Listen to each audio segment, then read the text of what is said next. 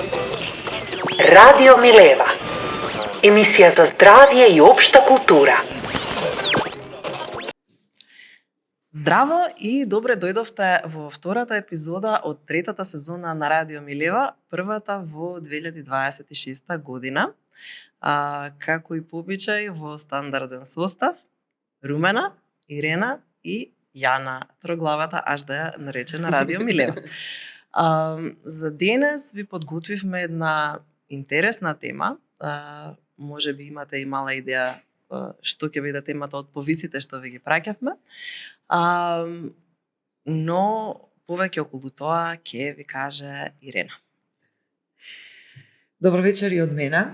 Од кај добро вечер, Пети? Во 18 часот, обично е ноќе. Да, денеска зборуваме за љубомора. Љубомората обично се доживува како еден вид на интимна слабост, но што ако е таа емоционална инфраструктура на современиот свет заснова на идејата на поседување, собственост и реципроцитет. Така што во оваа епизода ќе зборуваме за љубомората како структура на модерниот субјект, за незината родова димензија, незината врска со капитализмот и за тоа дали е возможно да се градат односи што не почиваат на стравот од загуба. Односите, без разлика дали се романтични, другарски, професионални, колегијални или какви да се, кои што ги градиме, често не ги градиме како отворени динамики, туку еден вид на аранжмани на ексклузивност. Љубомората настанува токму во моментот кога оваа ексклузивност може да биде загрозена, ексклузивно сватена како јас и само јас во твојот живот. Тај страв од губење на позицијата, на местото, од замена, од прекин на реципроцитетот. И во еден таков амбиент, губењето на односот всушност почнува да се доживува како губење на сопствена вредност. Затоа ја сметам дека љубомората е повеќе од емоција, таа е структурен одговор на светот во кој живееме, ако функционира доминантно низ идеите на конкуренција и собственост. Читав некои текстови за емоционалниот капитализам и за тоа како денеска во денешното општество ние не сме натерани да ги потиснуваме нашите емоции, туку сме впрегнати во еден процес да ги само менаџираме собствените емоции. Постојано не убедуваат, не поттикнуваат да се анализираме себе си, да работиме на односите со другите, што представува еден вид на емоционален труд да оптимизираме нашата комуникација. Емоционалниот капитализам дополнително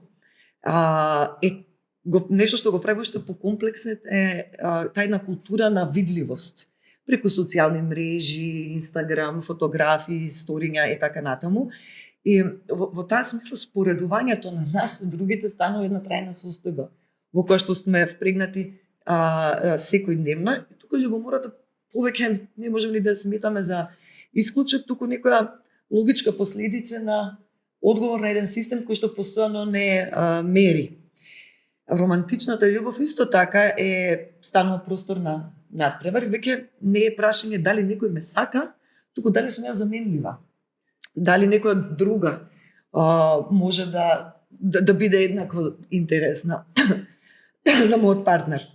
Така што овој неолиберален субјект е субјект на постојана процена. Дали е валиден доволно, дали е успешен, дали е здрав, дали е убав. Љубомора е всушност моментот кога тоа мерење станува болно, таа емоција. Ме интересираше идејата за реципроцитет, која што мислам дека воглавно ги карактеризира нашите врски, нашите односи.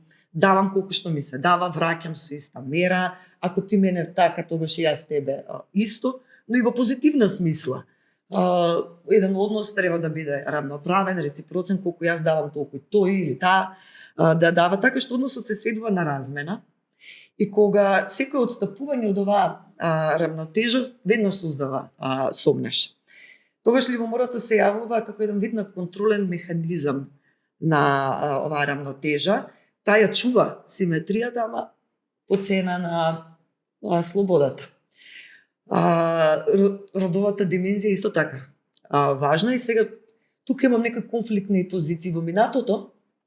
Љубомората и како е механизам за контрола на женските тела и сексуалност. Љубомората кај мажите се толкува како страст и оправдана, кај жените како патологија и е нешто со кое што би требало да се бави психологијата. Меѓутоа, денеска женската љубомора и како знае да се романтизира. Не знам што вие мислите за тоа и не знам, едно прашање до вас, прво дали сте вие љубоморни? Ја никад, Боже ме сачувај. Тоа слава. Па нормално дека нели.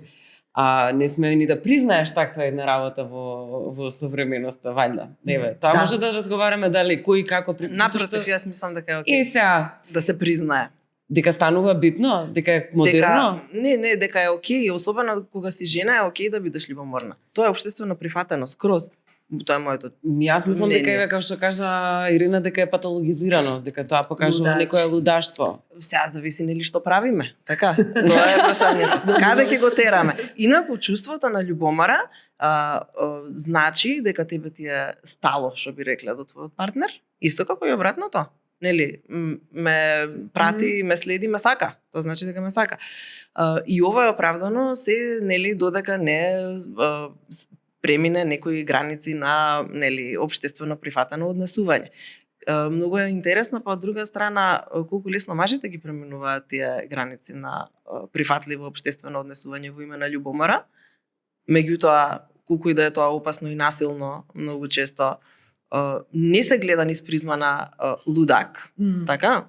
Али кај жена кога ќе се случи тоа некакво преминување, тогаш е лудача ако му пробила пасворд од нешто, така, ако го чека пред врата. Ако го следи, го демне и не дај Боже го тепа, тогаш е лудача. Ако е маж што го прави истото, тогаш е само, како го вика, од crime of passion, како се вика на македонски, тоа е криминал од страст. Да, буквално е тоа, да. ете, кога ќе се направи нешто така, тоа е страст, се вика, тоа што го кажа ти. Ама Види, јас интересно е дека зборот љубомора само во македонски, македонски српски јазик има корен од зборот љубов. Љубов, Во да. сите други јазици сосема поинаку jealousy е од желус францускиот, што значи ревносност. Така што, да. И сега јас сакам тебе нешто да те прашам пред да преминеме на главното во кое што ние ќе раскажеме како и што сме биле љубоморни. Ме интересира, ти зборуваш за љубомората еве од денешен аспект како емоционален капитализам го нарече. Исто така зборуваш за таа оптимизација на комуникација и сите тие тоа јавност, посесивноста и нели посесивноста во љубомората како некаков си со сличност со капитализмот, во која што треба се стремиме кон најдоброто од себе си, меѓутоа исто така сме обседнати со сопственоста. Зарем љубомората не е една, да речеме, древна пракса или дали сметаш ти и ти, дали сметате двете, дека се работи за така наречено нешто што е природно. Бидејќи тоа го гледаме кај малите деца, го гледаме дури и кај животните нормално. Мислам, јас имам кучиња и знам како изгледа кога ќе се појави ново, ново куче, старото куче станува многу љубоморно и тоа е многу смешно. Тоа изгледа како исто така како нешто што се случува со деца и кога ќе се роди второ дете во семејство и така натаму. Значи тие сепак се некакви чувства кои што би можеле да ги наречеме природни до некоја мера. И сега колку ме интересира што мислите вие? Не, мислам дека сакав да зборам за љубомор, сакав да збориме денеска за љубомора малку пошироко, не само не само како психолошка состојба. И се да, и јас имам куче и гледам прашање, знаеш, кога објектот на љубов ти е под закана, може дека можеш да го изгубиш, тогаш животните имаат, па би рекол, повеќе агресија. Тоа е, се бориш за твојот објект на живот, бидејќи ние на нашите кучи ги даваме храна и така натаму. Во таа смисли, во сите култури постои љубомора, но она што обично го читаме, го гледаме, го знаеме е жените се доживуваат како собственост и тогаш е љубомора мојата имовина, мојот имот некој да не го преземе. Но она што е денеска го додадов како уште еден слој на оваа Љубомора се љубомората во капиталистичките општества, затоа што идејата за светот ни е врзана за идејата за тоа што е моја собственост, не само како имот движен или недвижен, туку и јас мојот идентитет е од мојата собственост. И јас исто мислам дека и кога зборуваме за љубомората како нешто природно, оти така на таков начин таа често се и нормализира. Да. Јас мислам дека е многу примитивна. И мислам дека е тоа едно грозно чувство со кое што такво примитивно, кое што е поврзано исто со големото его, со тоа со загрозеноста и слично, кое што никогаш не било на известен начин кај мажите е поттикнувана, а кај жените тајно. Да речеме дека тоа треба таа на некаков начин и треба да се бори за својот маж, сопруг или што и да е, бидејќи тој сепак е изворот на незиното постоење, како што кажат и за животните. Работата е што кога ќе се каже дека нешто е природно, па добро, не е природно и што имаме телевизија, не е природно што имаме телефони и медицина. Не е природно да миеме зъби. Апсолутно, не сме животни. Оти тоа, ова е природно и животните така ми е еден од најсмешните како се вика, изговори за тоа зошто правиме нешто или не правиме. Па би рекла дека е човечки. И да. Секако дека и јас сум почувствувала љубомора и сум била љубоморна, е човечки, она што е можеби проблематично е кога самата љубомора станува механизам кој што го одредува нашиот однос.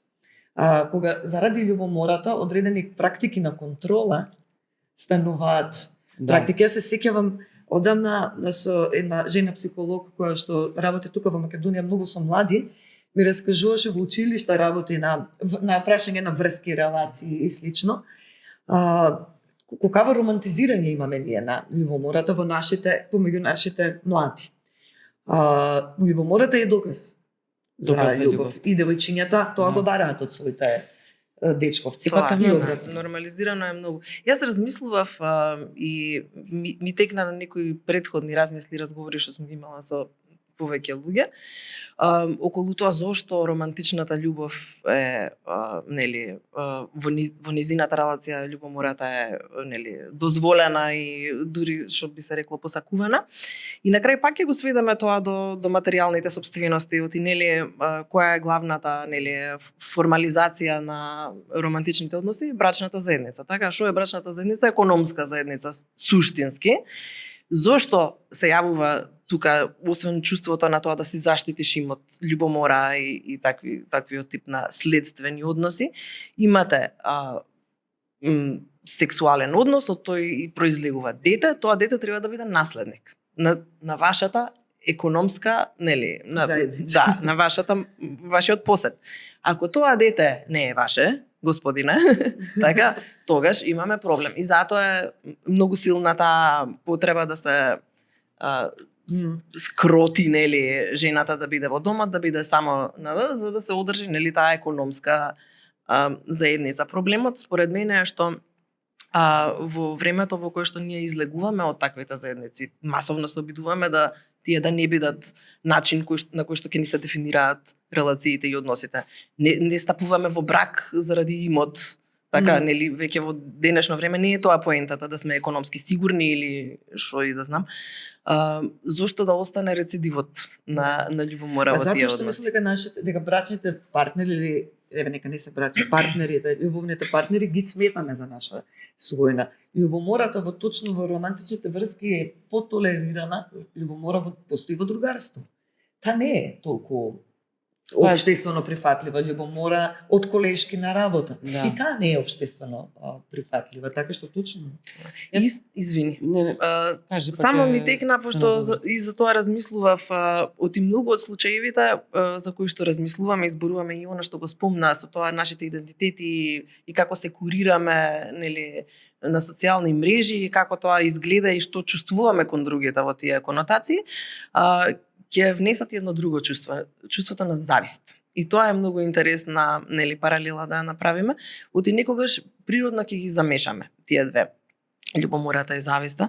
Оти суштински станува збор за релација, емоција во врска со некој друг, меѓутоа завидливоста е повеќе условно кажано капиталистичката емоција, од типот јас сакам тоа ти што го имаш и на тој начин многу често ќе кажеме љубоморна сум ти, а всушност ти завидувам. Наспроти љубомората која што во својата суштина го има стравот од губење. Да, тоа е разликата Да. меѓу завист и Да. љубомора. Сега, мене па ми е исто многу интересно кога станува збор за меѓучовечки релации, како воопшто сме се довеле до тоа како човештво да мислиме дека некого можеме да поседуваме. Мислам, знам како сме се довеле. Имало робовладетелство, така можеле, имало, сме да, покажале. сме покажале дека тоа може. Меѓутоа, суштински, колку можеш да поседуваш ти друг човек. Мислам, кој е тој аспектот, нели, што ќе кажеме, кога ќе си ја исечам раката, јас и мојата рака, нели? Јас и моето време, јас и мојот труд, јас и моето тело, нели, се што правам. Каде е границата помеѓу тоа што може некој да го поседува на било каков начин и тоа што сме? Пошто на крајот, моите мисли, моите чувства, дали јас имам почит према некого, тоа не може да се поседува, тоа може само да се лажира.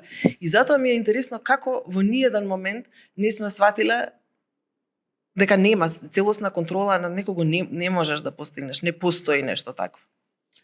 Јас ќе се надоврзам на ова и со зависта и со љубомората со еден книжевен пример безвременски, а тоа е Отело на Шекспир. Многу е интересно таму, бидејќи го имате Јаго, ликот, кој што е типичен пример за тоа што би го нарекле завист. Значи, Јаго му завидува на неговиот како би се рекло, професионален непријател Касио. Тој смета дека тој треба да има неговата позиција. Значи, завист како нешто што сметаш дека би требало, дека ти го заслужуваш, а не некој друг, дека ти би требало исто така да го имаш. И поради тоа го прави љубоморен Отело на неговата девојка, жена, тоест Дездемона, правејќи секакви видови на сплетки, малициозни, психопатски, за да го направи Отело да верува дека Дездемона му е неверна. Што се случува? Отело станува ненормално љубоморен и не само што станува љубоморен, туку станува гневен. Тоа е сега родовата разлика. Тоа што гневот кај мажите во љубомората доведува до фемицид. Што се случува исто така во Отело. И суицид, што исто така се случува во Отело. Значи, тој ја убива Дездемона затоа што смета дека му е неверна. И сега одиме зошто љубомората тука, зошто е толку битна позесијата, значи жената како нешто што треба да се поседува. Затоа што всушност честа на мажот лежи во сексуалноста на жената. Таа е територија, таа е имот. Некој друг доколку влезе во тој имот, го користи тој имот треба да биде уништен, затоа што тој е срам за мажот кој што претходно го поседувал. Така што тој сам ќе си го уништи тој имот, тој ќе ја убие.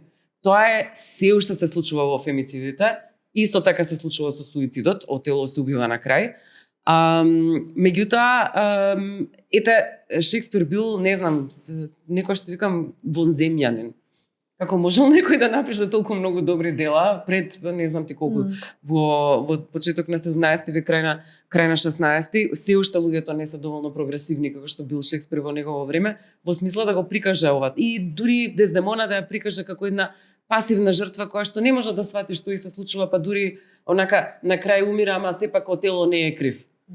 Тоа е исто едно нешто на кое што едно добро воспитание на кое што сме ние учени. Тој ме сака, затоа ме уби, затоа ме тепа. И сакам уште нешто онака интересно сега од другиот аспект на женскоста. Ако сте ја читале Ани Ерно, ако не сте ја читале, мислам да ја читате Ани Ерно. Сега имаме на македонски. Сега имаме на македонски, има 2 книги од неа веќе објавени во Илика. Меѓутоа оваа книга мислам дека не е преведена се уште на македонски, се вика Обседнатост. И многу добро ви го кажува тоа. Сега, што е интересно со обседнатоста кај жените? Например, што Ани Ерно многу убаво го документира. Ани Ерно ги соголува женските слабости на еден начин кој што сите не ослободува. Јас затоа ја обожавам. Едноставно си викаш, не сум била сама, не сум се обседнала со некој глуп маж, само јас. Да. Значи прво овдека не се обседнува со глуп маж. Се обседнува во една друга книга што се вика Getting Lost, се вика на англиски, не знам на македонски, мислам дека ја немаме. таму она раскажува за тоа како се заљубила во некој советски онаков апаратчик. Ама типа врска нема, него она едноставно се заљубила во него и сега се што си проектира врз него и цела книга е како е обседната со него и како само за него збори како мојот дневник кога имав 13 години. А бога ми и после. Ама тој таму од 13 хорор, мислам цело време и се ќе напишам нешто интересно во дневникот сега. А сега интересното и ту пажа внатре едно 4 страни, овој ме погледнал, ранецот вака го држал, мислам тоа е од прилика исто така и оваа книга на Ани Ерно, со тоа што она се исмева самата себе си, го пишува, таа е 50 и нешто годишна жена. Тоа ако го прави, гениална е книгата. Оваа обседнатост уште подобра е, затоа што она се обседнува со новата девојка на нејзиниот бивш дечко. И цело време се прави само да открие која ја прати и тоа е нешто што го типично, мислам. Многу е типично. Обседнатоста да се види која е таа. Јас се сеќавам, сега личен пример ќе ви кажам, што делува така малце паранормален, што викаат жените имале интуиција. Не верувам јас во тоа, верувам во знаење и во информации. Но исто така и во тоа е некои рогови, антени, затоа што сме на сите страни цело време нешто пазиме. И сега се сеќавам дека имав еден дечко во средно и он цело време ми збореше за некоја другарка негова од средно, ама многу ми збореше за неа. Па она била ваква, она била таква и упорно ми ги опишуваше нејзините трепки. Колку и биле големи и убави трепките. Ништо не знаев за неа, освен како се вика и какви трепки има. И еднаш ја влегувам во автобус и некој случај го раскажувам. па нормално. Дека знаеш, ова во некои писма што сум ти ги праќала од Америка исто. А сега да ти кажам што се случи тука во Америка, 3 реченици, а интересно и после. А сега за Петко Станко 17 страници. Како и да. Значи, буквално, јас влегувам во автобус и гледам едно девојче со големи трепавици и викам, она е. Ја гледам цел пат, она е, и сега гледам дали ќе се симне пред мојата станица. Ако се симне после мојата станица, живее во тоа мало од кај што мислам дека е она. Поминаа многу години, сватив дека таа била таа и се зема. Дури после си викам, леле, ова никако сум можела. Не, едноставно, можеби претходно и сум забележала и некои други. Ама сум била фокусирана на тоа. Тоа беше работата на сега. Оти тоа мислам дека ми беше научена работа. Оти нас така, мислам дека исто начинот на растењето и дека ние кога сме мали си ги кажуваме, а после она отиде со таа, значи тие женски муабети, која со кого била, па да ја опишеш, па да кажеш ич не е убава, лела каква е насликава. Девојка, тоа мора да следната девојка многу е грда. Многу е ружна, стара е и такви некои работи. Или премлада е. Да, така Ама што многу интересно дека ние со ова престанавме на колку години со ваквите. па на 44. Како? Мене уште ме интересираат новите пари. Да, леле. Јас се зезам, мислам сега, во подолги врски сме стабилни и не можеш да размислуваш на таков начин. Меѓутоа да имаш еден така драматичен живот и така како ќе те интересира. Мислам, тоа се сите муабети што сите уште ги правиме. Ние што сме во постабилни подолги врски, досадно ние па правиме муабет за другите. Меѓутоа, мислам, тоа каква била на сликата, покажување, па сега ваква е бил газот, ова било. Мислам, тоа е нешто стандардно. Меѓутоа, ние како жени обседнати сме со изгледот и со тоа колку таа е поубава од нас. Тоа е тоа затоа што вредноста на жените се рачуна на физичкиот начин. И затоа ми кажаа дека бушава сум била додека сум зборала, се извинувам. Обично во група нели викаат кога се само жени, кога само ние се дружиме и една од нас, незиниот бивши Иванова девојка, и е секогаш заклучокот барем да беше убава некоја, а всушност обратно е, не дај Боже. Да, леле, не дај Боже. Бар знам дека не ме избра, затоа си кажам, сестро, зашо ја избра другата? Да. Значи, шо караконџула си била ти предходно? Ги прашавме и нашите гледачи и слушатели да ни пратат на што се љубоморни. Иако дел ќе ги искористиме за следната, тоест полуепизодата од Чајанка која ќе најавиме. Тоа имаме сегмент од Чајанка, да. Некои сакав да ги прочитаме сега, има интересни. Значи, на што сте љубоморни? На паметни жени. Има едно прашање дали може да станете новото СЈО. Само ако не сум катица. Јас сакам чеканче, некој да мавам, пешо да е. Добро. Нема врска со зошто не отворите донации како сите мажи што да снимате барем на 2 недели. Добра, ајде ќе ги скукнеме, вие ќе биде. ова е на српски, на луѓе кои имају паре, на луѓе кои су наследили пари, куќи и станови, мрзим их. Ова толку ми се допаѓа. Од еве сега зборуваме за таа една капиталистичка завист. Од и тоа дека ние секој треба да има. Нешто друго кога зборувам за врската Ајде. на љубоморот и капитализмот, ама јас се согласам, јас не љубомора имам некоја омраза кон луѓе кои што се богати. Па Наследно особено. Кога моите колеги и колешки добиваат боле opportunities од мене на работа, и тоа е. еве пак на млади кои имаат богати родители можат да го шетаат целиот свет додека јас излегувам од државава еднаш во 2 години. Да. Мислам се повеќе сме Видиш, свесни многу за ова. интересно дека Да. кога зборувавме за оваа тема, мојот мозок не отиде во овие насоки толку многу. Цело време ме тераше да одам во партнерски односи, затоа што тоа е нели доменот во кој што нам ни се сервира идејата за тоа чувство Да. цело време. Ова некако цело време се маргинализира, а всушност е многу важно, особено за новите генерации кои што се родени пост Да, па гледам транзицијски. неколку имаме добиено Да. да. Па добро, ги гледате сите тие сега на Инстаграм е популарно да се покажува богатството. Па мислам И дека патувањата и по-долго богатството. време И е да. популарно, ама сега веќе имаме некаков посилен колективен емоционален одговор на тоа, Да. како љубомора, како некакво колективно чувство или омраза кон тие луѓе. Ако ништо друго, дистанца и нетрпение спрема тој тренд. А затоа што мислам дека сме свесни дека успехот и заработените пари во капиталистичкиот систем не е заслужен, туку е условен. Да. Не е дека тие се најпаметни, највредни, напротив, тие најбогатите се најкриминални. И има една лутина, повеќето протести што се случуваат 25-26 во светот, потекнуваат токму од ова чувство. Лутината доаѓа од поголемата свесност дека една мала клика на луѓе има многу, а ние Да. немаме ништо. Па и невкусно е, искрено.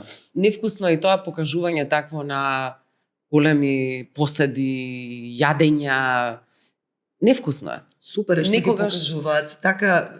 Така гневот расте. Јас би ги охрабрила што повеќе. Што повеќе нека покажуваат. Епа, да Добро, приспишеме да со темава. завршиме со темата. А Она кажи за што очајанката, уствар. да, само мислам дека може би должиме некакво заокружување на оваа тема, тоа е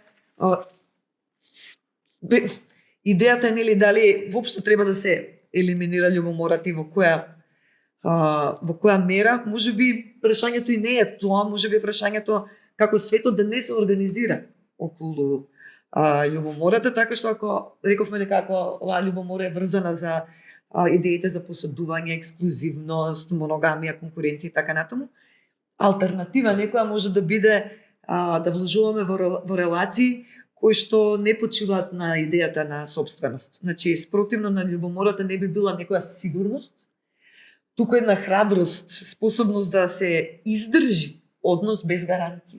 Па конечно да се отргнеме и од хетеронормативниот модел на моногамија, кој што исто така е агресивен, рестриктивен, неискрен, контролирачки. Мислам, тие луѓе што се наводно во такви, што најголемите морализатори во однос на тоа, знаеме што прават зад кулисите, а меѓу другото и тука мислам дека доаѓа, сакав да го спомнам тоа исто кај по големата ослободеност на ЛГБТ заедницата во однос на моногамија и полигамија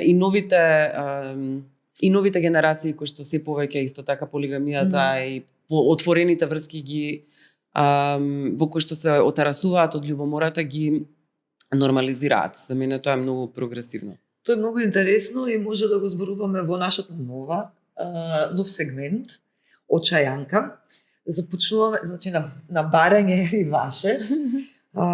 Милева ќе оди на секои 2 недели, освен главната епизода која гледате денес, вечерва. За 2 недели ќе оди нашата очајанка, каде што во стилот на Драга Милева одговараме на ваши проблеми и прашања, даваме совети за неуспешен живот, би рекла. Уз чај. Уз чај. Оваа очајанка ве поканевме да ни пишувате за љубомора. Поканевме да споделите искуства на Јубомора, добивме супер, стварно фала ви на ова што ни го испративте. Добивме некои аудио пораки кои јас ги транскрибирав и за Не знам, ние ништо не знаеме, само Ирина јас знае. Да, тоа е супер. Решивме дека така малце импров ќе оди тоа, затоа што да изгледа како тоа кога си правиме муабет. Да. А сега исто така одиме со една нова рубрика. И да, ќе ја најавиме со джинглот. Јадеме бурек во 7 осмини.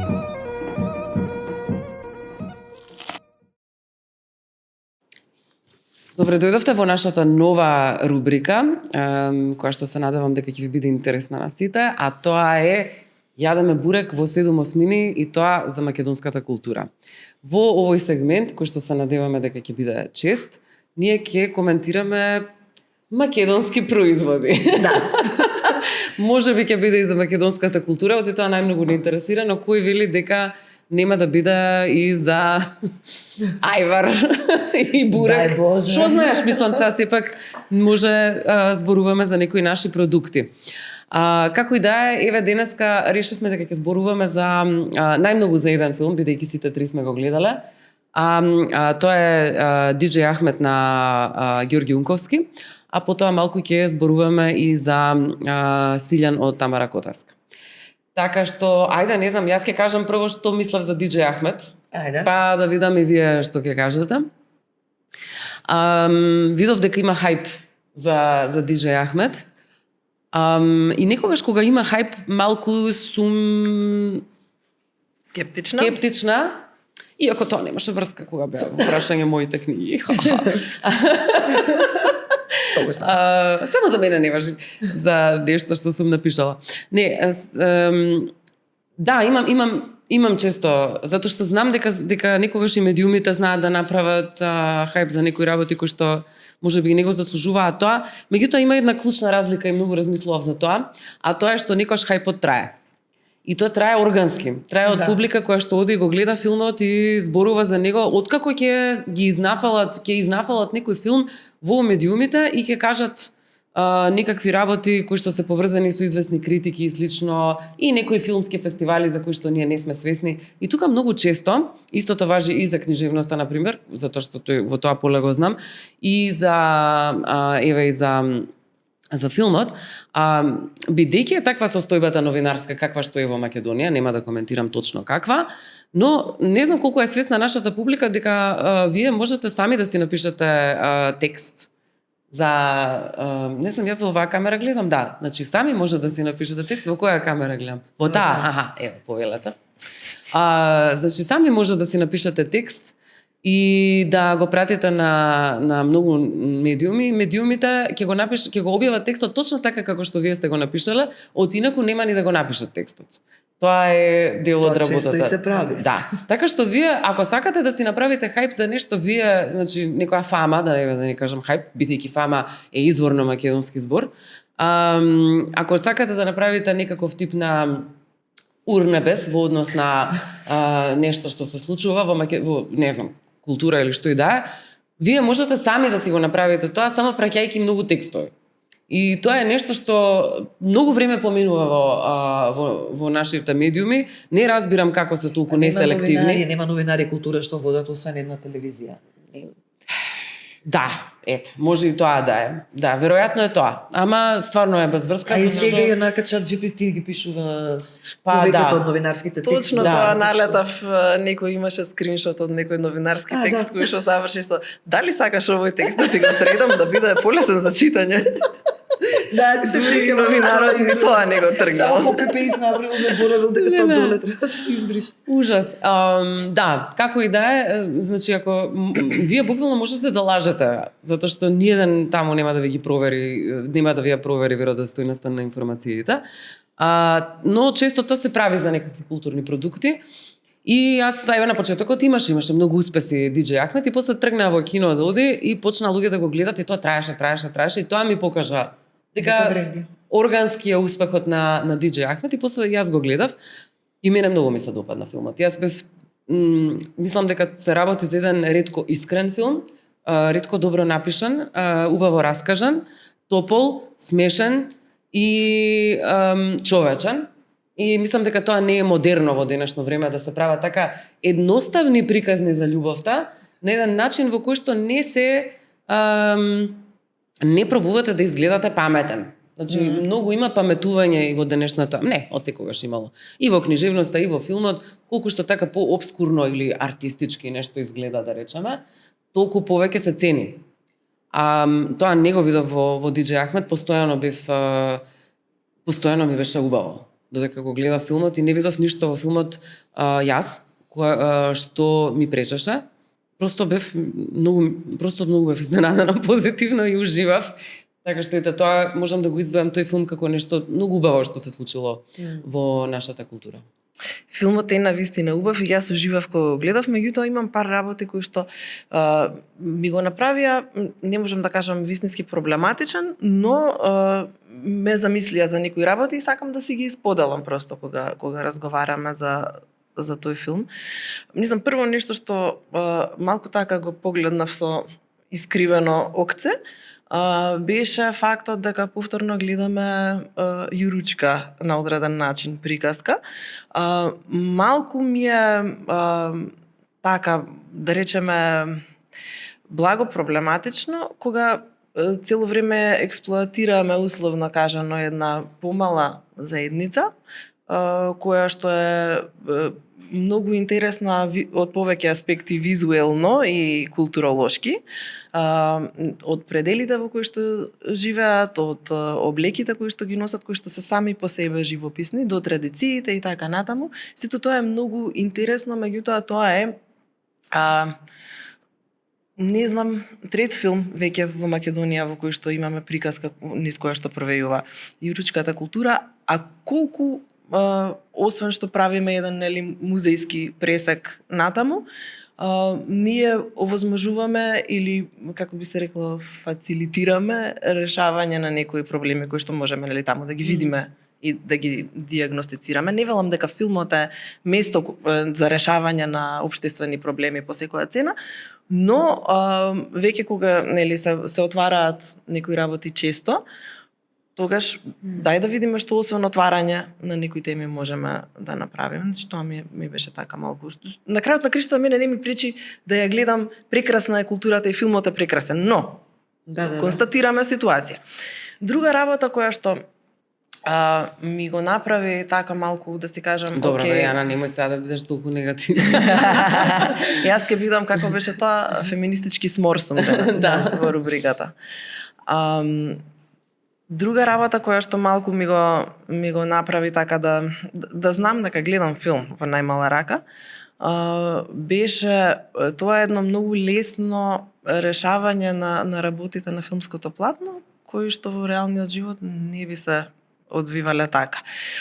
Она што го прави филмот толку убав и толку топол се сценаристички решенија кои што во животот нема да се случат. Значи, ако некој има вперено пиштол во вас, многу поголема е шансата дека тој пиштол ќе го репетира и дека ќе пукне, отколку уради еден збор да се смени. Мислам, статистиките во животот го кажуваат тоа. Така што таа една убавина што ја чувствуваме не е убавината на реалноста, напротив. Убавината на она како реалноста би требала да изгледа. И мене ми е секогаш малку страв кога имаме приказки со убава разрешница за проблеми кои што се сериозни, дека добиваме утешување некакво, убаво ни е, а во реалноста проблемите продолжуваат да перзистираат. Таа која што не е глумица, прашање дали ќе си помине така, која што не е актерка во фиктивна приказка. И нешто, уште едно нешто ќе кажам, вака испадна дека го ремперам филмот, нема врска, навистина ми се допаѓа, ама ова се работи кои што ги забележав како моменти. Го почувствував моментот кога режисерот проговори низ лик. Не знам дали го почувствувавте вие тоа. Тоа беше монологот на Ахмед, кога девојката, сега веќе не се сеќавам, одамна ми е гледан филмот, кога е веќе во автобус и патува и е слободна и како он вика, ти заслужуваш да бидеш слободна, ти заслужуваш ова, она. Нели, јас малце тоа го почувствував дури и како еден вид на убав менсплейнинг. Убаво е, секој сака тоа да го чуе, меѓутоа дали е освен тоа што може некој да го каже, колку е справедливо, колку е возможно. Тоа се тие моменти кои што ми го направија филмот малку етички проблематичен, затоа што јас многу повеќе би сакала таквите среќни приказки да ги гледам во живо, да ги гледам да на ви вести. контаминираш уметност со реалност. Не, Се шалам, се шалам. знам, ама кога веќе зборуваме за проблеми кои што не дирнуваат сите нас, имам потреба да ги видам како се ваму, како се таму. Со што си помагаме да ги решиме? Да. Дали си помагаме со убави приказки, дали си помагаме повеќе со брутални приказки, нели? Јас за да кажам, јас ќе ги спомнам двата филма. Ги гледав. А може ли само да се осврнам на ова што го кажа Јана, па ти да го кажеш тоа, оти мене ми е интересно тоа. За една работа конкретно баш ќе ти се спротивставам, тоа е за две. Едно филмот е комедија, така што тој има таков жанр. Така што тој мора да биде feel good и мора да има happy end и тоа произлегува уште од комедијата уште од многу одамна, така што тоа е нешто што би морало така да биде раскажана тој тип на приказна, доколку сакаме таков тип на жанр и сепак уметност, нели. Сега прашање е тоа, ќе зборуваме и после во следната рубрика.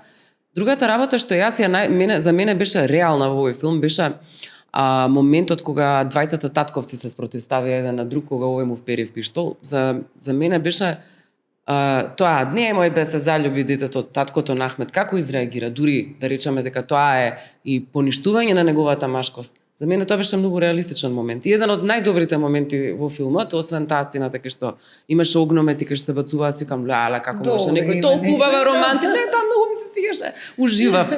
Значи тоа е таков треба да биде филмот. Јас треба да се чувствувам топло и убаво. Но за ова за екзотизацијата на некои маргинализирани заедници, посебно во Македонија, кои што се на нас колоритни не изгледаат, тоа е интересно прашање. Од друга страна, да, има многу филмови кои што не се за тоа. Ако земеме сега да зборуваме дека не се сите филмови нормално само за јуруци и слично, но имаме често филмови кои што се поврзани со ромската заедница и исто така имаме филмови кои што се поврзани така, нели, со сиромаштија, па тоа често го нарекуваат поверти порн, нели? Да. Меѓутоа јас не видов во Ахмет поверти порн. Не ми изгледаше така тој филм. Не се бави со таа тема, мене затоа и ме бенди за филмот. И пак ќе кажам, морам да го споредам со Силјан, затоа што тука во нивната разлика и јас отидов да го гледам и DJ Ахмет и Силјан отидов, нели, имаше некаков урнебес. За нив, ама и сакам да следам македонски филмови и сакам да ги гледам кога ќе излезат, да. DJ Ахмет многу ме бенди, тој е еден непретенциозен филм, не се бави со оние големи прашања, се бави со многу човечка тема. Не мислам дека филмот како тука нема се согласам јас со тебе, не мислам дека филмот треба да ни даде филмот не е терапија. Значи е искуство, доживување и во рамки на својот жанр одлично се снаѓа. Мислам дека македонски филмови треба почесто да бидат комедии, како Мирно лето, например. Тоа се така непретенциозни филмови кои што имаат супер ефект, се бави со судирот на старото и новото, ама се согласувам со критиката за јуруците, стварно мислам дека ги исцедивме луѓето од снимање. Разбирам и од режисерски аспект, навистина изгледаат многу податливо за екран, ама тоа е заедница во која што барем знам пред неколку години се организираше едно кино таму. И дојдоа луѓето од Скопје отиде да им организира кино и им рекоа престанете глупости да ни носите, ние немаме чиста вода за пиење. Се бавиме со тутун, никој не можеме да постигнеме откуп, се гушиме во жолтица, тогаш има епидемија на жолтица во селото, престанете да ни носите филмови, дајте ни основни човечки потреби и затоа се согласувам. Ефектни сцени, не само таа со огнометот, сцената кога играат со слушалките, овцата офарбана во розово е гениална сцена, многу впечатлива.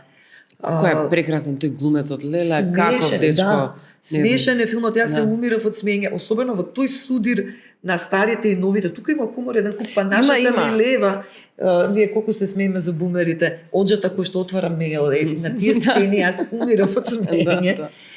За разлика од ова, Силјан ми понуди едно друго искуство. Една многу претенциозна тема.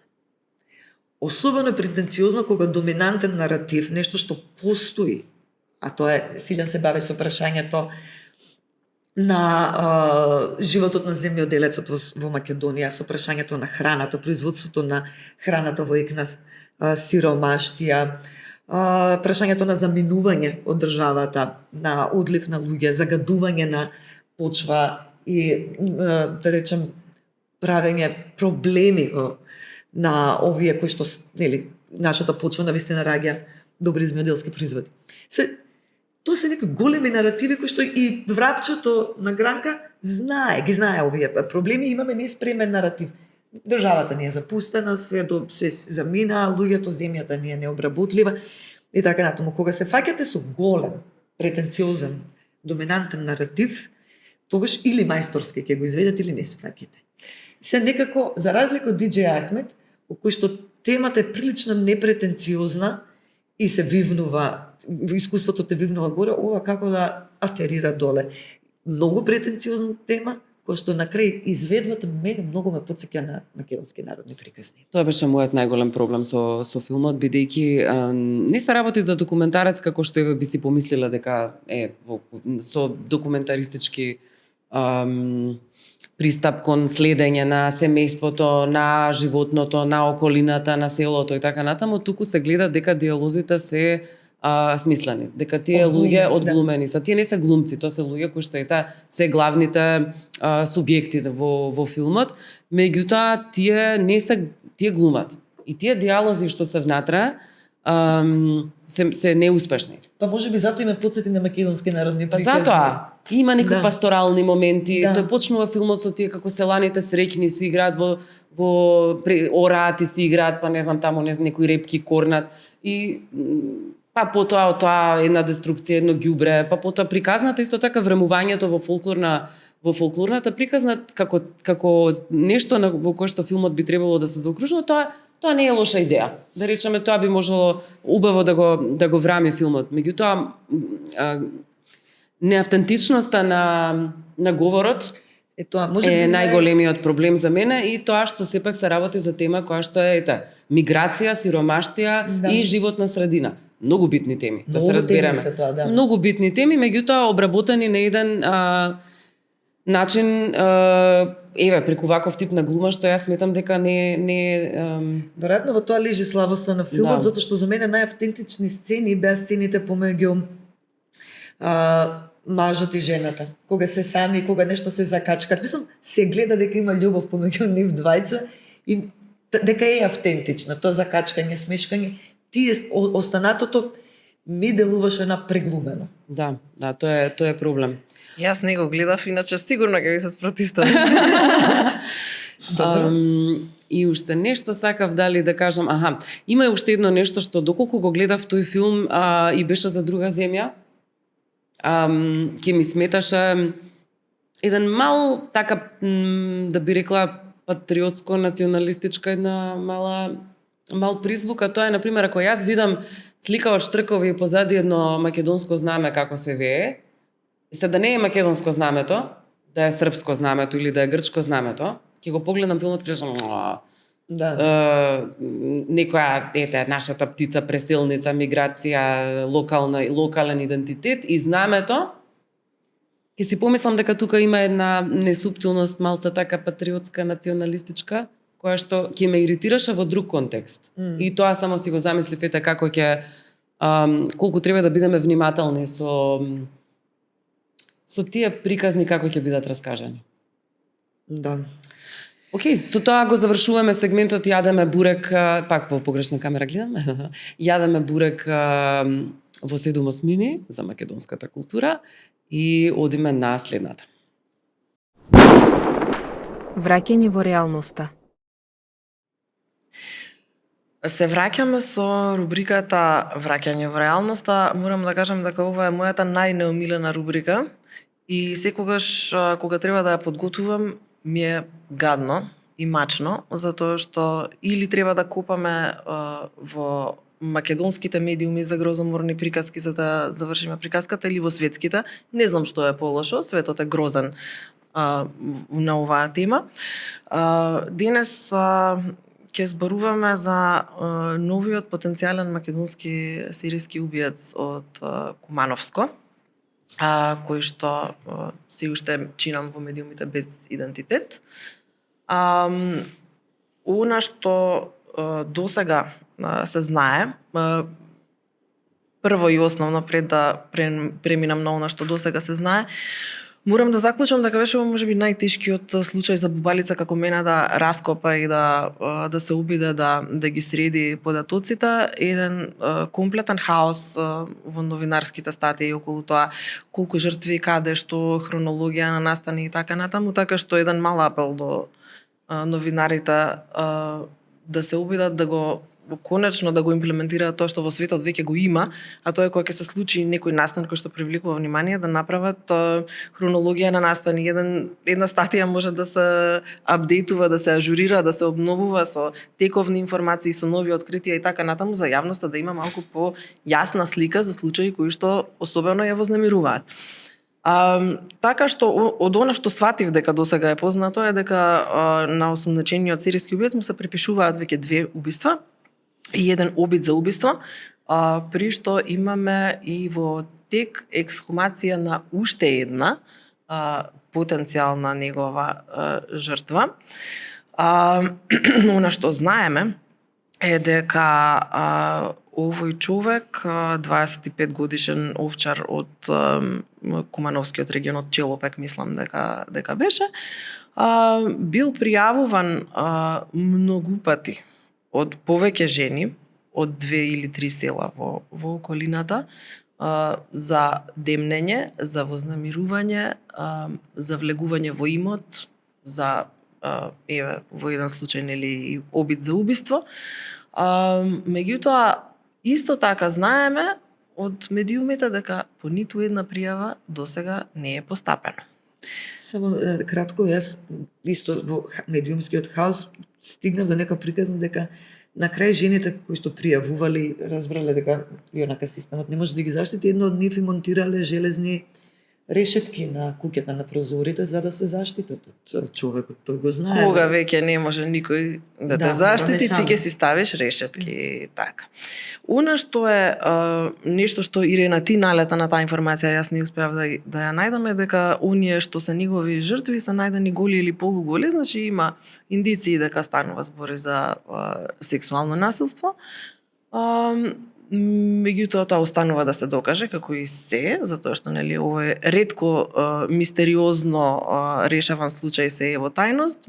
Мојата претпоставка е дека дел од тајноста лежи во тоа за да се види кој се избегнал одговорност, односно не постапил и така натаму, значи многу повеќе сега фокусот треба да е таму. Браво МВР уште еднаш. Да. Она што е освен нели заедничкото што реков ке жртвите што најверојатно биле и сексуално злоставувани, е тоа што се најчесто стари повозрасни жени, сами, прилично безпомошни. Иако има една таа 35 годишна. Да, освен една, сите други се така жени во поодминати години, што многу јасно ја позиционира ситуацијата. Тоа е дека кога си стара жена, апсолутно е небитно што ти се случува. Тие убиства првично биле видени како природна смрт.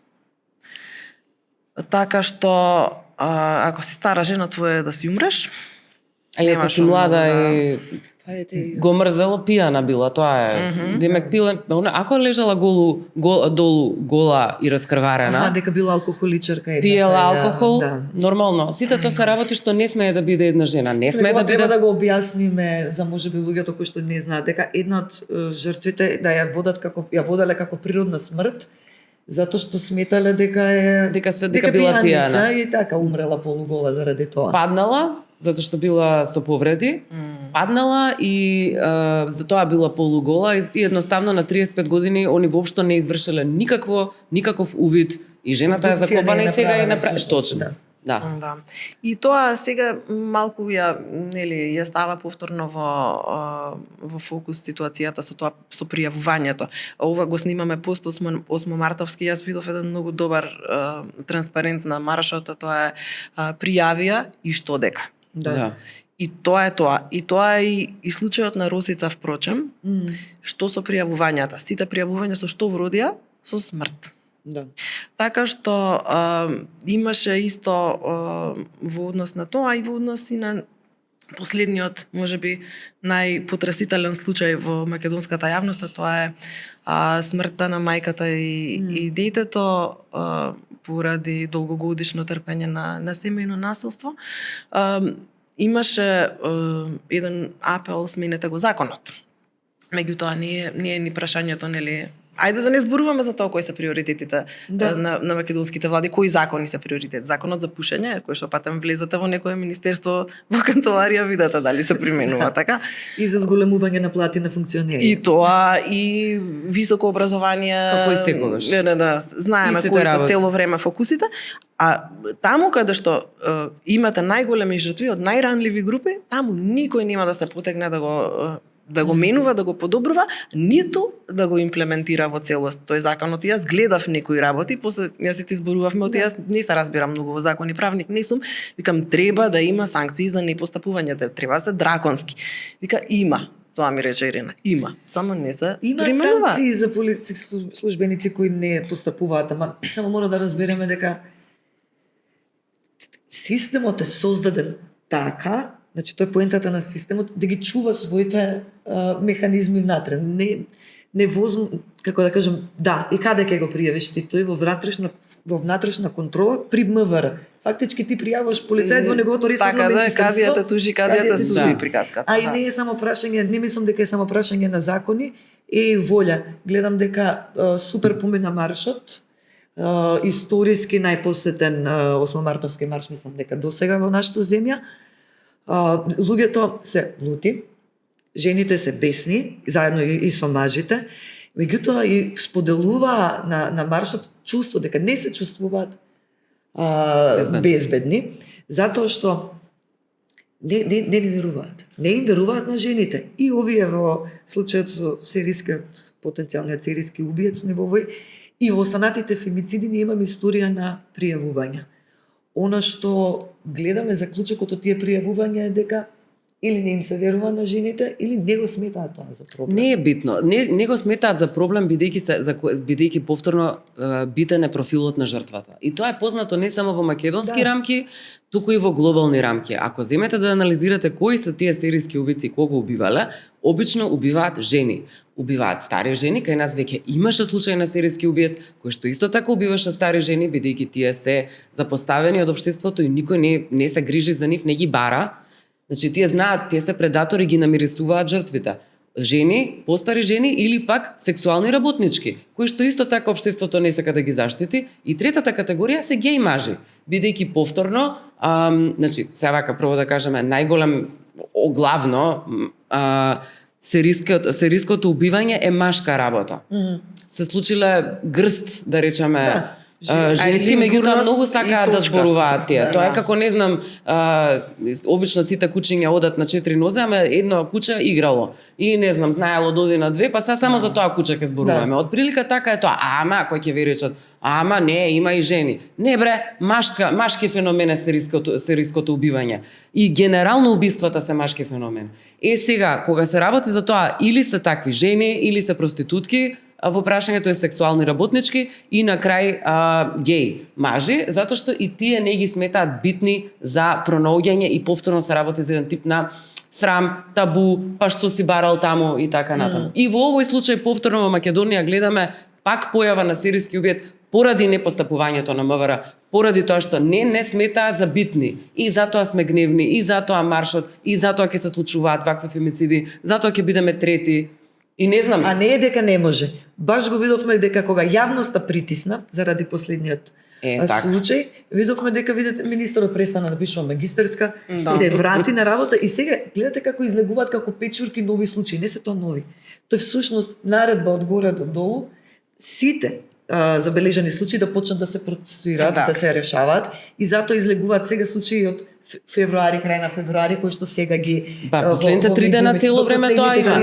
Сите викаат се узбурка и сега Да, како тоа- беше искочи министерот со изјава ќе ги штитиме жените 24/7. Да, важно. Еве Од кој да што ќе видиме, пишува да. магистарска пола од времето. Еве да видиме. Добро, останете безбедни колку Да. што можете. Со ова затвараме една од секогаш најгрозоморните рубрики кои одиме и одиме на следна кратка. рубрика во која што даваме кратки препораки. Имаме джингл. Ја да ти кажам. Сега имаме уште една нова рубрика, ја да ти кажам. Тоа е всушност рубрика во која што ние ви кажуваме наши препораки. И да не Кажуваме се што да читате и да каже гледате. да не се каже дека имињата не се менуваат, порано оваа рубрика беше позната како препорака. Да. Во оваа рубрика, бидејќи сега еве го снимаме ние ова на 9 март, за 7, не, на 15 нешто така со Оскарите, беше една голема сезона на награди филмски и јас и Ирена се утепавме од гледање филмови. За разлика од нив, ја не сум видела ниту еден, така што ќе си ќутам, дали се мислам дали да станам да идам цигара да запалам надвор. Еве, јас ќе отворам со One Battle After Another, која што ми се чини дека е филм кој што ќе... Јас мислам дека овој филм ќе добие за најдобар филм. И ја мислам дека За мене овој филм имам емоции кон овој филм бидејќи толку многу не ми се допадна, затоа што го сметам за еден неодговорен политички филм, на кој што преку релативизација, Лела, јас се извинувам, преку релативизација, на паузата го отворив телефонот. Нека си оди ова, нема врска, да се знае какви сме. Дека преку релативизација на политичката реалност во моментов во Америка, Пол Томас Андерсон си прави некакви поени и едните и другите, во кои што сепак на крај на некаков начин победуваат добрите. Но, што е проблемот? Што втор пат веќе гледам во американската кинематографија, како се појавува една непостоечка верзија на Антифа. За мене тоа е многу голем проблем, бидејќи Антифа во таква форма не постои. Истото се случи и во Едингтон, ако го гледавте филмот, во кој што, пази, тие се организирани, они имаат шифри, имаат кодови, знаат, имаат оружје, па они убиваат, па тоа за минатото. Па што се случувало со онаа перфидија, или како и да се викаше, сексуализирана црнечко тело во филмот, само за тоа служи. За мене беше многу проблематично во момент кога во Америка владее тежок авторитаризам, во момент кога Америка го забранува постоењето на Антифа, која што не е ни блиску до таа организација која што овој ја представува дека постои. Значи, вие на некаков начин го легитимизирате забранувањето на таа терористичка организација. Тие немаат никаква структура, така што од тој аспект стварно овој филм ми беше толку неодговорен, толку лош. И жал ми е што ќе добие, затоа што ми се чини дека најлошиот сегмент во уметноста, во моментов, нехрабрите луѓе кои што се подчинуваат на авторитарните режими, се луѓето од филмската индустрија, посебно глумците. Го имате Леонардо Ди Каприо што отиде на свадба кај Джеф Безос, па сега ќе го величам. Не знам, јас ќе се воздржам од коментар до пола стигнав на филмот. Добро. Него догледав и помалку од пола изгледав. Мислам да само 1 сат, подолго трае филмот. Тоа те одби. Ме одби 3 сата до 7, не знам зашто. Ги гледав и се ги ставив на очарите за читање. Ги изгледав до пола, One Battle After Another, Бугонија го изгледав и за мене е супер филм. Ремек дело. Толку е филм, буквално филм за мене. Да. Филм кој што на најкреативен начин зборува за светот. Точно. И за мене е најдобриот филм на Лантимос до сега, за мене лично. Апсолутно сум воодушевена од Бугонија и жал ми е што уште повеќе не се зборува за тој филм. Да, мене повеќе ми се свигаат старите негови филмови, ама овој го следи некој овој пат на оскаровски филм, комплетен, голем продукт. Извонреден. Ми се свиѓа по старите што се малце по панк, уште не беше Лантимос, да. Кинодон да си како. Ја не можам од првиот да се откачам, тој ми е најјак. Гениален е првиот филм, исто меѓутоа не. Прв пат кога ќе го гледате Лантимос, тој филм ви останува во главата и после не можете да го ставите режисерот. Sentimental Value, извонреден филм, многу ме бендеси, тоа е мојата препорака. Бугонија и Sentimental Value, апсолутно различни филмови, ама јас ги гледав еден по друг, многу ми легна. Чекај, пошто јас имам лошо да кажам за Sentimental да, Value. знам дека тебе мене не си воопшто не ми се многу. допаѓаше. За мене беше тоа една буржоаска квази трагична приказна, која што нит ме насмеа, нит ја видов како трагична, едноставно само ме изнервира. И посебно имаше баш една моја другарка кажуваше те демек плача. Па таа приказната за таткото и за кирката во куќата, сето тоа ми е оној скандинавски бран на многу понеуспешен начин од тоа што било порано, посебно во контекст на сегашниот свет, буквално не видов I saw no value in Sentimental Value. Тоа воопшто не е филм за тебе, ја не би ти го препорачала никогаш Sentimental Value. Добро. Ама јас си сакам, јас сум една нежна буржујка, кога на прашање уметноста, сепак сум студирала опште компаративна книжевност, ние просто се ложиме. Ако сакате вака се смеете на вакви некои работи, СНЛ во последно време Saturday Night Live имаат неколку скечови баш за направат пародија на скандинавски современи драми, многу се смешни. Добро, нема да сега сварно сакам да ја скратиме рубрикава, да не ја тегнеме епизодава. За Јана да не Јана да не умре од досада Да. тука.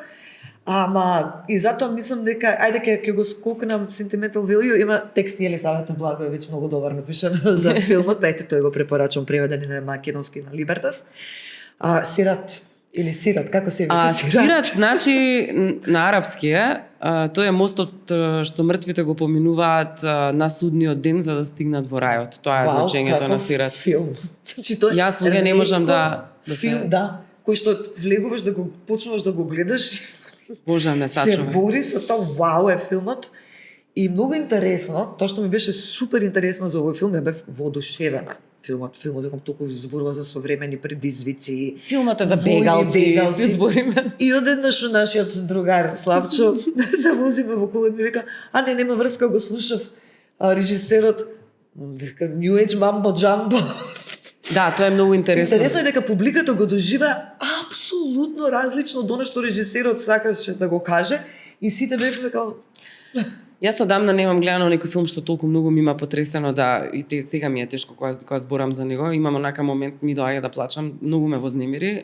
Ми направи нешто филмата за рейвери што одат во пустина во Мороко и така почнува со таа една, си викам дали нешто мене сега ова сум станала така малку по нетолерантна кон луѓе, музика, собирање, ова па ми прави едно непријатно чувство. Не, филмот знае точно што прави со својата атмосфера. Не сите реагираат исто на тој филм, на некои луѓе има и многу досадан. За мене ова е филм кој што така нема никогаш да го заборавам. И да, е дефинитивно филм што не се заборава и точно или многу ќе ви се допадне или воопшто нема да ви се допадне. И ако сте осетливи, не знам. Да. Може би не треба да го гледате. Да. Краток. Не. Па некои 2 сата, ама првиот пола сат ништо не се случува така делумно. Мислам дека сат и пол трае, ама после грешка. ужас. Па добро, да. Да. Ги гледав No Other's Choice и како беше овој? It Was Just an Accident. Мене ми беа супер. Долго интересно за It Was Just an Accident го гледав и јас. Го No Other Choice не го догледав. It Was Just an Accident е на Панахи, на иранскиот режисер. Сега тоа е исто нешто. Бидејќи тој е антирежимски режисер кој што во секакви услови има снимано, бил во затвор и слично.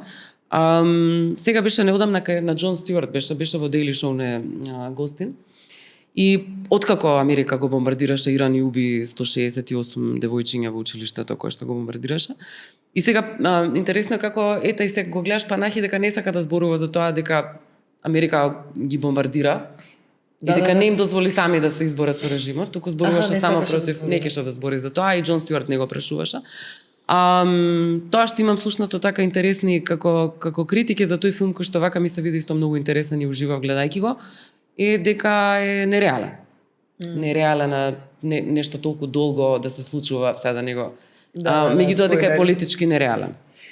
Во секој случај мислам дека и со филмов доста е тука се кршат копијата, позицијата нели на од тој како режисер е интересен затоа што после секој филм завршува во затвор, филмовите свој ги снима во тајност. Да. И потоа, после секој филм завршува во затвор. И некои се сега гениални од неговите филми. позицијата и на нас каква да, Да. биде кон да, и така како и иранските девојки феминистки се пример за тоа како се води битка против патриархатот во својата земја, но тоа не значи дека ќе го оправдаме бомбардирањето во име или на таа слобода. И се Никако. тоа се контроверзни позиции, едното не го исклучува другото или не го ни вклучува. Јас имам Окей. уште да кажам само дека го гледавме и Train Dreams. Да, одличен. Тој е сладок, прекрасен топол филм, топол, нежен, искрен, непретенциозен, и јас го препорачувам. Исто така го препорачувам и Денис Џонсон, авторот на новелата Train Dreams, кој што исто така гениален писател. И ова е една од ретките ситуации каде што гледам како е добро адаптирано едно книжевно дело. Сакав да кажам дека пробав да го гледам Sinners, не успеав, ични ми се свиеше. Го гледав Франкенштајн на Гилермо дел Торо. Франкенштајн е одличен филм и е забавен и е, јас мислам, во духот на сегашноста и на тоа како сега одново ја читаме Мери Шели и што значи Франкенштајн од метафорички аспект е одличен филм, така што тој е еден забавен и паметен филм, така малце детски дури, бидејќи тоа е исто така како функционира Дел Торо. До пола сум на еден бразилски филм што толку многу ми се допаѓа, ама беше долг и заспав и го оставив за денес. The Secret Agent се вика. Го почнав и јас. И тој има толку убава фотографија, некоја русинка ја правила фотографијата, жена диопи гледаме, што е ретко. Евгенија Александрова се вика, мислам. Луѓе, филмот така ми направи цело време нешто да осеќам заради сликата. Значи, неверојатно колку е убаво снимен. И така што тоа се тие што мислам гледав и некои други пробав. Го почнав Хамнет, но не го догледав. Имам и тука некои малку предрасуди бидејќи го сакам многу Шекспир. И би сакала да го гледам и овој палестинскиот The Voice of Hind Rajab. Тоест не е палестински, но е за геноцидот и за девојчето, за едно девојче кое што е убиено. Само тоа е многу сигурно многу тежок. Да, не можам да во овој момент многу е гледам, не сум вознемирувачка целата приказна со девојчето. Но ета, можеби во некој друг момент можеме и да зборуваме за одговорноста на уметникот и она што го кажа за мене срамотната изјава на Вим Вендерс дека уметноста треба да е аполитична. Наспротив режисерката која што одби да земе награда за овој филм, бидејќи во исто време на истата манифестација му дадоа награда и на некој израелски војник. Така што, да, тоа се сите многу интересни прашања. За мене, мислам дека ќе добијат филмовите кои што се така политички релативизаторски. Јас мислам дека ќе биде One Battle After Another и нешто чудно, јас. така, па дури и овој на иранскиот, затоа што сакаат да се представат како американците сега како ослободители на тоа. Да. Сега имаме една нова ситуација, тоа е што ситуација звучеше како нешто лошо, сакам да кажам, ќе правиме нешто што јас сакам да го нарекувам дарување, всушност е giveaway. Тоа е на крајот од Радио Милева ќе ви кажеме за некои книги што можете да ги набавите во книжарницата Илика, која што се наоѓа во кулите спроти Соборна црква. Одлична книжарница, алтернативна, така што имаат и убави изданија, имаат собствена издавачка куќа. Ќе ви кажеме на Инстаграм точно како ќе изгледа тој giveaway, но тоа што ќе може да земете овој пат се две книги од куќата Темплум. Едната е Никола Гелевски 100 филмови за попреченост. Многу ми се, бидејќи зборувавме за филмови, и Колја, уредникот на Темплум, и на Окно, и на Маргини претходно, направил список, опис на 100 филма кои што имаат некаква врска со попреченост и навистина сам дека е тоа многу убава иницијатива. И исто така тој ни даруваше и еден графички роман. Има прекрасни едиции. Јас овој не сум го читала, се вика Госпогицата недопирка, и Бер и Кераскует се авторите. Не сум го читала, едва чекам да го прочитам. Но во едицијата на Темплум има навистина прекрасни графички романи, така што овие две работи ќе бидат за дарување во Илика и за тоа ќе бидат информирани понатаму. И Колја направил некој сет карти како игра и јас мислам дека е супер да ги испромовираме Да. на нашиот подкаст, затоа што се одлични. Овој има 3 сета, сетови, се вика играта Добро прашање, сет за пријатели, сет за партнери и сет семејство. Мислам, начув дека направили за тинејџери. И има во 3 нивоа. Таман за наша возраст. Да, Нај го чекам. Значи, ја не знам, вие две сте ја играле, ми кажавте Да. дека било супер. Јас ја разгледав, вау, ама ги остави вака дома и ќерка ми со другарките биле на, како ни викаат, на слиповер кај нас. И ја нашли, го отвориле едниот сет и после тоа ми кажа, толку многу се забавувавме и се запознавме. Прв Многу пат се убаво. запознавме иако толку долго се дружиме. Ние ја игравме со пријател кој што не е од Македонија, кој што сака да го научи јазикот и мислевме дека е добар начин како да вежба конверзација. Меѓутоа, не само што он си се навежба конверзација, ние толку убаво си поминавме со таа игра, крајно неочекувано, така што стварно препорака од срце. Иако ние што ја игравме сме од мали другари и се знаеме многу добро, пак бидејќи прашањата се за убаво да се запознаете. И некои се така и по-деликатни и слично, меѓутоа изискува известна искреност и отвореност во пријателството. Броча ми некои се толку интересни. необични од прашањата, работи за кои што вие нема да разговарате со вашите пријатели, инаку Да. нема да ви текна да разговарате. Добро, нам ни текнало кој зеленчук сме или нешто така, ама има Да, прашања да, да. и од таков тип. Кој зеленчук си има? Ориз. А јас? Патлиџан. Веднаш. Како не памтиш? Е па она не Не играше. играв јас. Чекај, ќе смисли Праси, на праси. Па еве некој, еве гледам како се поделени. Добре, мачо сме. Ау да, ориз, прас и патлиџан. Ти штрчиш. Чекај, некој е мевце ни фали. Гледам кон техника. Има тука баги колбаси. Таман сме тавка. Океј, ова се праша, да јас го купив сет од пријатели, твојот најголем животен стремеж, твојата најголема слабост и што за тебе значи вистински пријател.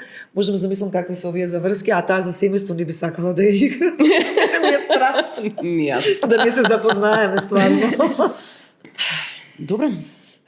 Одјава. Одјава. Да. Фала ви што бевте со нас, те заборавивме дека треба да се Да. одјавиме. Фала ви што бевте со нас, ќе се гледаме и понатаму.